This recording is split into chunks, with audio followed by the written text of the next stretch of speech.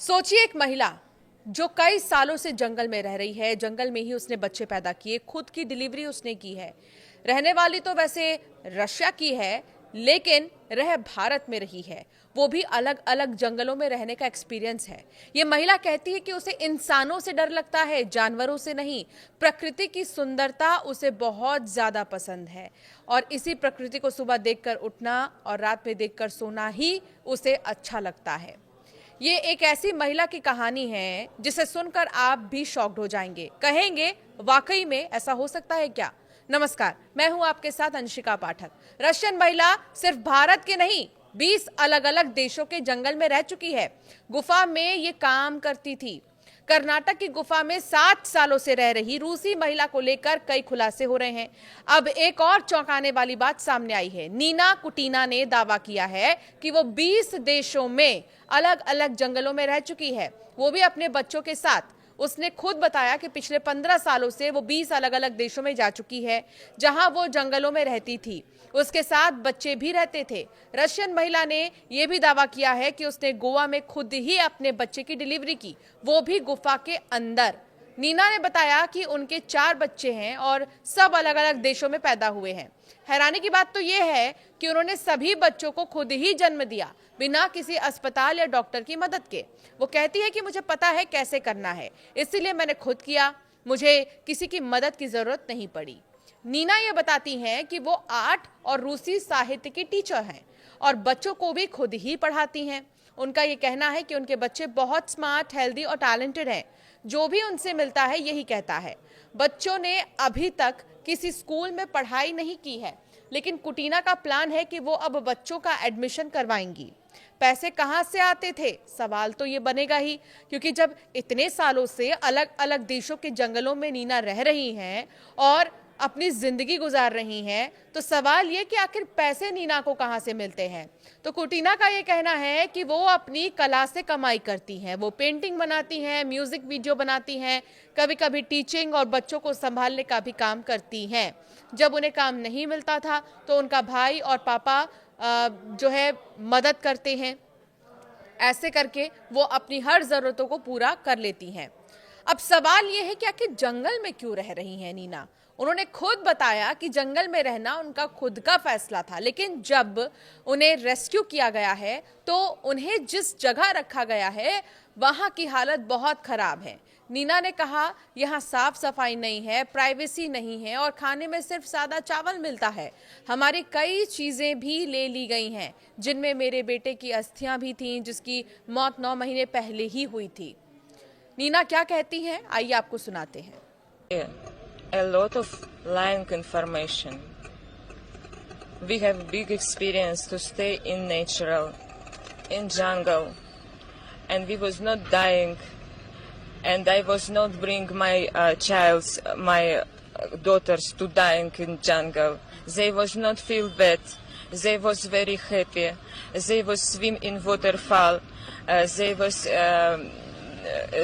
have very good place for sleeping. A lot of lessons with art making. We make from clay. We painting. We was good eating. I was cooking with gas. Very good and tasty food. And never like I crazy and I go to God and do not give my child anything. No, opposite. They have everything best. They was have and dress and sleeping good and art lessons and lessons about how write and read, and they not dying from hunger. No, never. It's everything not true. But why, ma'am? Why you're with your two young daughters? You're looking so happy. Your kids looking very happy. You're staying here. I have a lot of websites like social net.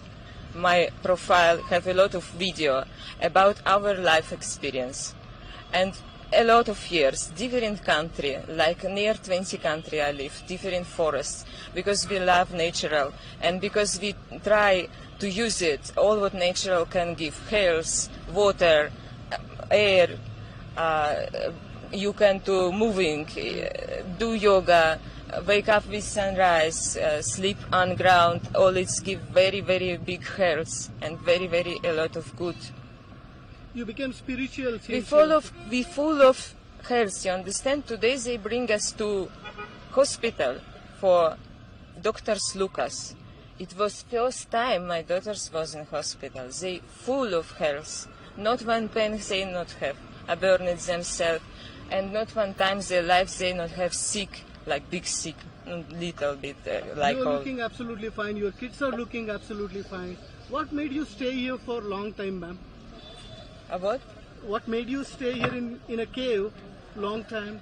Because we love live in natural. It's just one reason. And this cave not was in like in big forest, far from all of, and we cannot probably buy food or anything. It's very close to village. तो नीना जो कि Russia से हैं, नीना ने बताया कि उसकी जिंदगी शांतिपूर्ण, कलात्मक और आत्मनिर्भर थी।